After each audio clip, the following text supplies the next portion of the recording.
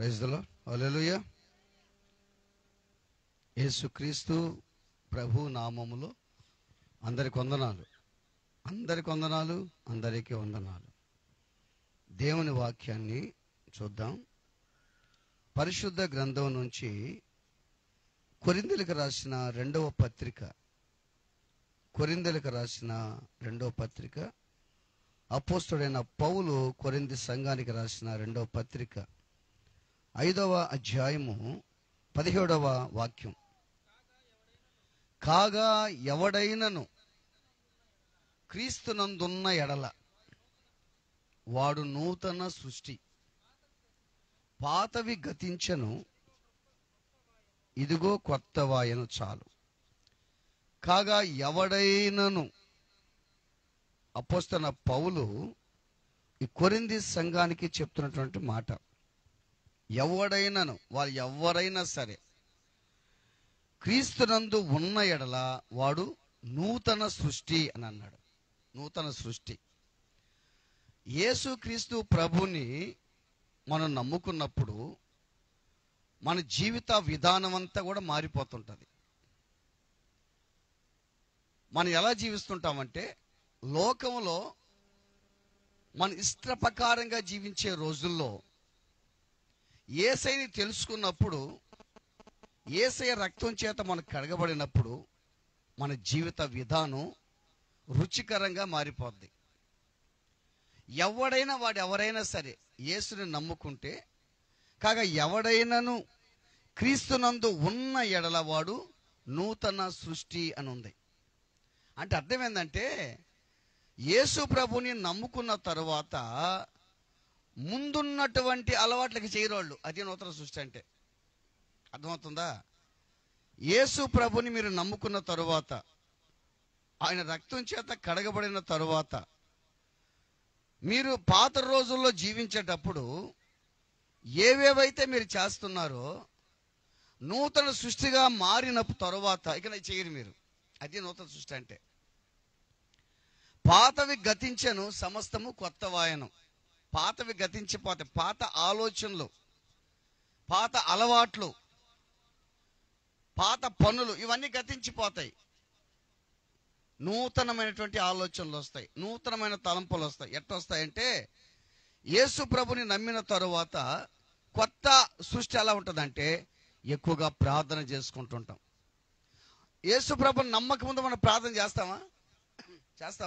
అసలు మందిరానికి వస్తామా? అసలు రావు కదా.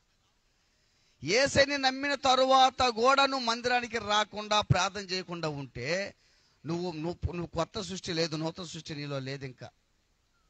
అంటే ముందున్న అదే స్థితిలోనే ఉన్నావు నువ్వు.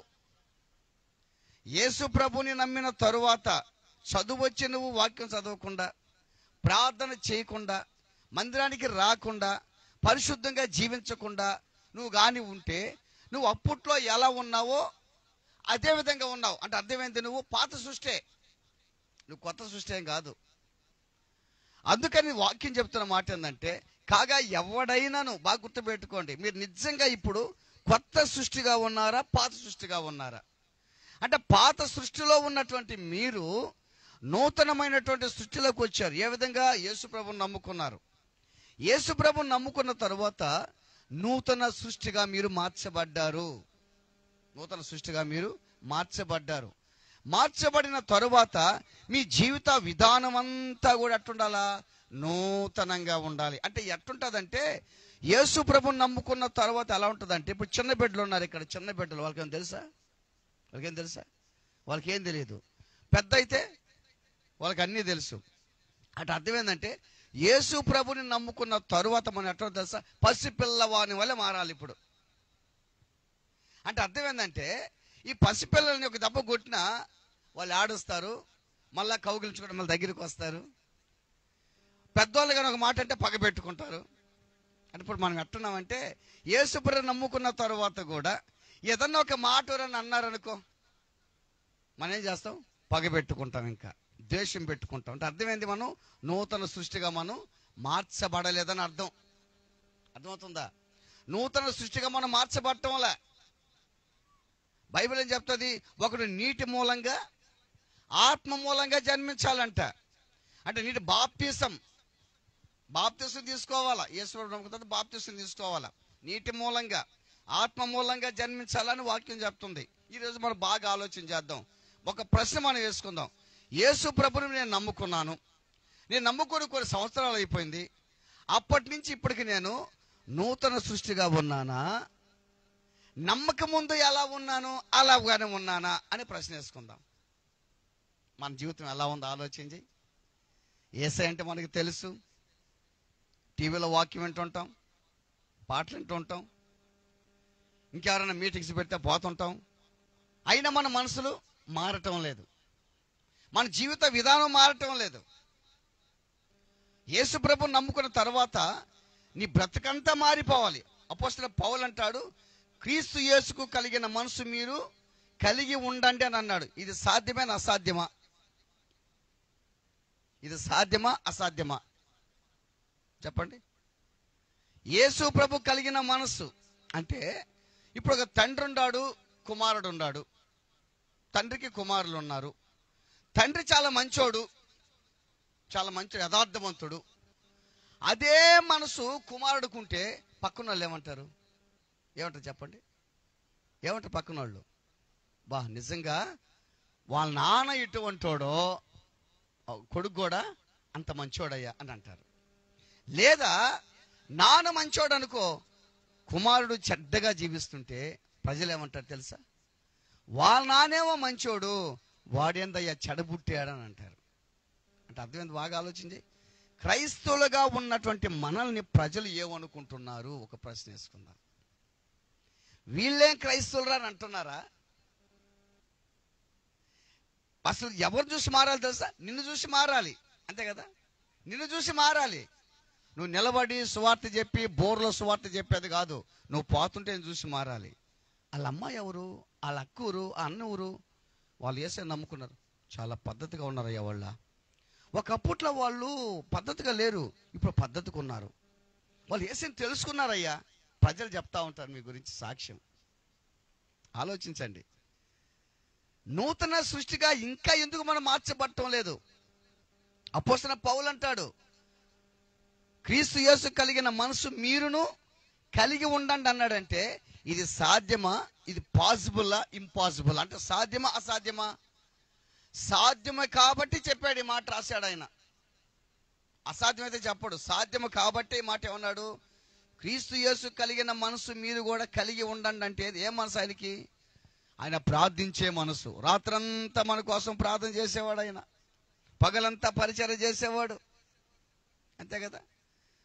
మనం ఏం చేస్తాం?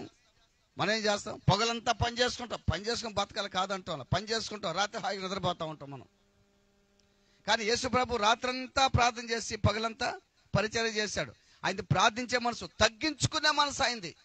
తగ్గించుకోవటం, దీనుడిగా దరిద్రుడికి లోకానికి వచ్చి తగ్గించుకున్నాడు ఆయన. శిష్యుల పాదాలు గడిగాడు ఆయన. చూడండి ఎంత తగ్గించుకున్నాడో. నిజంగా యేసు ప్రభుని నమ్ముకుంటే కొంతమందికి ఒక ఉద్యోగం వచ్చినట్టు అయిపోతుంది. ఇప్పుడు తగ్గింపు లేదు, గర్వం, అసూయ, ద్వేషాలు, మేనేంది అన్నట్టు చాలా మంది ఊహించుకుంటున్నారు. చాలా రోజుల్లో ఆలోచన చేయండి. తగ్గించుకునే మనసు, ప్రేమించే మనసు. ఏ మనసు అది?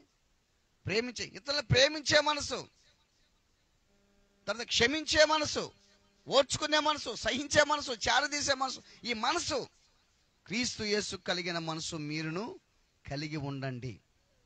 బాగా ఆలోచించండి. బైబిల్ ఒక ఆమె ఉంది, సమరయ స్త్రీ. ఎవరామె?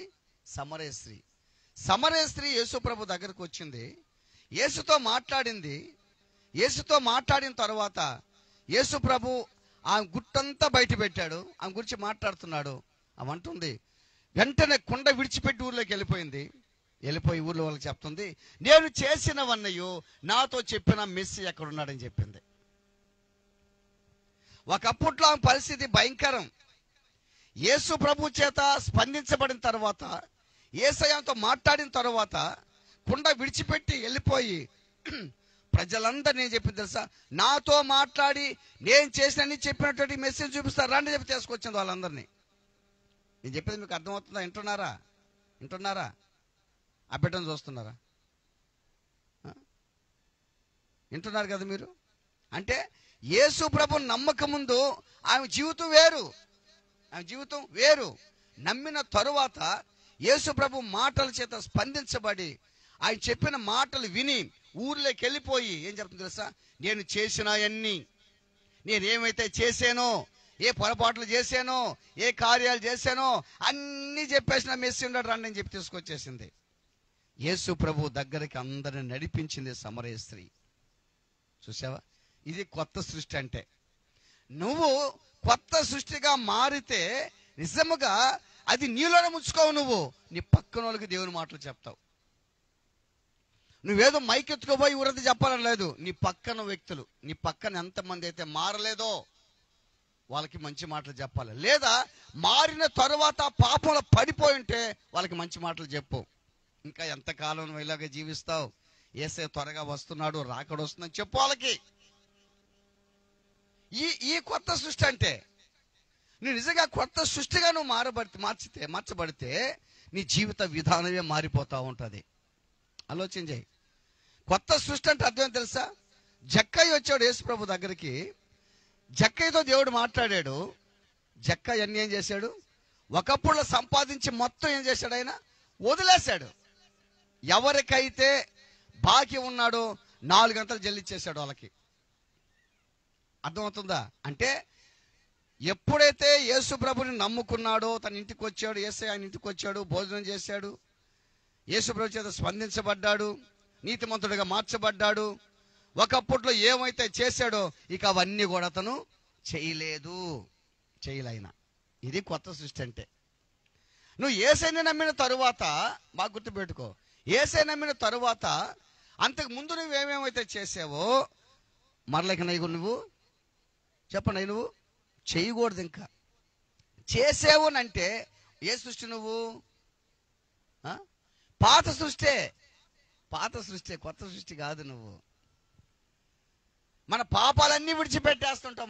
మన పాపాలను విడిచిపెట్టేస్తాం. అన్నీ విడిచిపెట్టేసి మళ్ళా రహస్య పాపాలు కూడా కొన్ని ఉంటాయి మనలో. రహస్య పాపాలు ఏముంటాయి? కొన్ని మనసులో ఆలోచన చేసుకోవటం, ఊహించుకోవటం, తర్వాత ఈ ఫోన్లో కొత్త అలా చూసుకోవటం, అలా ఈ చోట గమ్ముగా చూడటం, ఊరొచ్చి డమ్మన మళ్ళీ ఛానల్ మార్చేయటం, ఏది చేస్తుంటారు మనం. ఉదాహరణకి మీరే చూస్తుంటారు అనుకుందాం, చూడాలి చూస్తాం అనుకుందాం, ఏదో చూస్తూ ఉన్నారు. నేను వచ్చేసాను అనుకో, డమ్మ ఛానల్ మార్చేసి అప్పుడు ఒక దేవుని పాట పెట్టేస్తారు. వందనాలు సార్, నేను పాట వింటామన్నా సార్,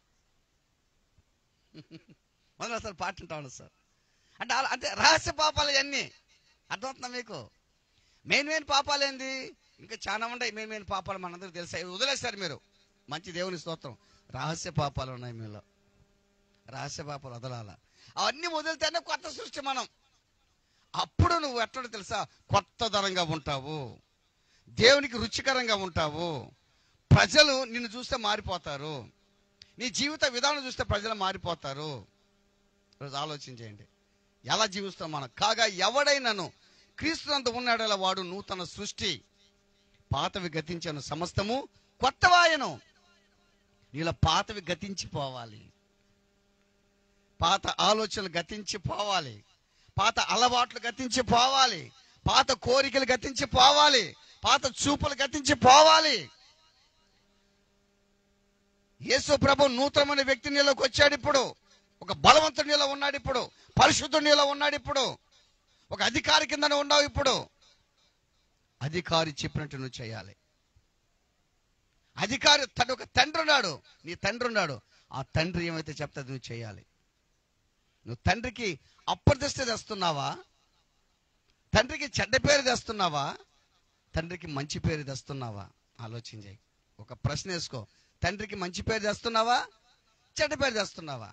రెండోది, నూతన సృష్టి, పాత సృష్టి. క్రీస్తులంతా ఉంటే నూతన సృష్టి. పేరుకు క్రైస్తవులుగా ఉన్నాం మనం, అంతే కదా. అసలు క్రైస్తవుడు అంటే ఎవరు తెలుసా? క్రీస్తును కలిగినోడే క్రైస్తవుడు. అంటే క్రీస్తును కలిగి జీవించేవాడు క్రైస్తవుడు. పేరుకు క్రైస్తవం ముసుకేసుకొని మన పేరుకు క్రైస్తవులుగా ఉండి అన్నీ మనం చిన్న రహస్య పాపాలు చేస్తూ ఉంటే మనం పాత సృష్టిలోనే ఉన్నాం. ఇంకా అందుకే మనం మారటంలా, ఇంకా పూర్తిగా మారలేకపోతున్నాం. మనల్ని చూసి పక్కన వాళ్ళు మారటంలా. నిన్ను చూసి పక్కన వాళ్ళు మారాలి. దేవదాసయ్య గారు ఒక ఆవిడ, దేవదాసయ్య గారు ఎవరంటే బైబిల్ మిషన్ వ్యవస్థాపకులు దేవదాసయ్య గారు. ఆ దేవదాసయ్య గారంట ఒకరోజు సువార్త చెప్పేదానికి పోతే సువార్త ఆ రోజు చెప్పలేకపోయాడంట. ఎవరు కూడా చెప్పలేకపోయాడంట సువార్త. శత విధాల ప్రయత్నం చేస్తే సువార్త చెప్పలేకపోయినాడంట. ఆయన సువార్త చెప్పాలా, వాక్యం చెప్పాలా, అప్పుడు భోజనం చేస్తాడంట. ఆయన ఎవ్వరికి చెప్పలేకపోతే అట్నే పడుకున్నాడంట. చెప్పలేదు ఈరోజు అని చెప్పి బాధతో పడుకున్నాడంట. మంచం మీద పడుకుంటే దేవుడు కనిపించాడంట. యేసుప్రభు దర్శనంలో, దేవదాస్ గొప్ప సేవ చేసావు దేవదాస్ ఈరోజు అన్నాడంట. అయ్యా ఇదేందయ్యా, నేనేం చేశానయ్యా, ఎవరు కూడా సువార్త చెప్పలేకపోయినానే, నేనేం చేశాను పరిచర్య? లేదు దేవదాస్, నువ్వు చాలా మందిని మార్చేసావు దేవదాస్ ఈరోజు అన్నాడంట. ఏ విధంగా అయ్యా అంటే ఆయన చెప్పాడంట, ఆ దేవదాసయ్య గారు పోతా ఉంటానంట, ఆయన్ని అనేక మంది చూశారంట. ప్రజలు అనేక మంది చూసంట, వాళ్ళు అనుకున్నారంట నిజంగా దేవదాసయ్య లాగుండాలని అనుకున్నారంట. హల్లెలూయా. ఈరోజు అనుకోవాలి, నిన్ను పలానా అమ్మాయిలాగా ఉండాలయ్యా, నేను పలానా అబ్బాయిలాగా ఉండాలయ్యా, పలానా అక్కలాగా ఉండాలయ్యా, పలానా అన్నలాగా జీవించాలయ్యా, నేను అనుకోవాలి గురించే. చూసావా, ఇది సాధ్యమేనా అసాధ్యమా? సాధ్యమే. వెరీ గుడ్, సాధ్యమే. దేవదాసయ్య గారిని చూస్తే ప్రజలందరూ మారిపోయారంట. ఏమనుకున్నారంట? ఉంటే దేవదాసయ్య లాగు జీవించాలనుకున్నారంట. ఈరోజు నిన్ను అనుకోవద్దా? చెప్పు, నిన్ను అనుకోవాలి కదా. నువ్వు పోతా ఉంటే నిజంగా అబ్బాయిలాగా జీవించాలయ్యా, యేసయ్యను నమ్ముకున్నాడు, నూతన సృష్టి అయ్యా అబ్బాయి. ఒకప్పట్లో అబ్బాయి చెడుగా జీవించేవాడయ్యో, ఆ మాటలు మాట్లాడు, ఇప్పుడు ఏం మాట్లాడు? కారణం యేసయ్యను నమ్ముకున్న నూతన సృష్టి అయిపోయింది వాళ్ళ జీవితం అంతా. ఈరోజున నీ జీవితం కూడా నూతన సృష్టిలో ఉన్నావా, లేదా పాత సృష్టిలోనే ఉన్నావా? నూతన విధానంలో ఉన్నావా, పాత విధానంలోనే ఉన్నావా? దేవునికి అప్రతిష్ఠ తెస్తున్నావా, మంచి పేరు తెస్తున్నావా? ఒక ప్రశ్న వేసుకుందాం. కాగా ఎవడైనాను క్రీస్తునందు ఉన్న ఎడలవాడు నూతన సృష్టి, పాతవి గతించెను, సమస్తమును కొత్తవాయను. మన జీవితం కొత్తదనంగా మార్చబడాలి. యేసు ప్రభు నీ కోసం ఫ్రెష్ రక్తం, పరిశుద్ధమైన రక్తం నీ కోసం కార్చాడు. నీ పాపాల నిమిత్తం ప్రాయచిత్తం చేశాడు ఆయన. నీ పాపాలన్నీ కడిగేశాడు ఆయన. ఈ రోజున నువ్వు యేసయ్య కొరకు జీవించాలి, యేసయ్య కొరకు విధేయుడిగా జీవించాలి. ఈరోజు నీ జీవితంలో ఆలోచన చేస్తే, మనందరూ యేసయ్యను నమ్ముకున్నాం, ఈరోజు మనం నూతన సృష్టిగా మార్చబడాలి. నమ్మిన ప్రతి ఒక్కరూ నూతన సృష్టిగా మార్చబడాలి. ఇంకా మార్చబడలేదంటే పాత సృష్టిలోనే ఉన్నాం. ఇంకా అది వదిలేసి నూతన సృష్టిగా మార్చబడదాం. దేవుని దగ్గర ఆశీర్వాదాలు పొందుదాం. ప్రార్థన చేసుకుందాం, తల్ల వంచుదాం, కళ్ళు మూసుకుందాం. పరిశుద్ధ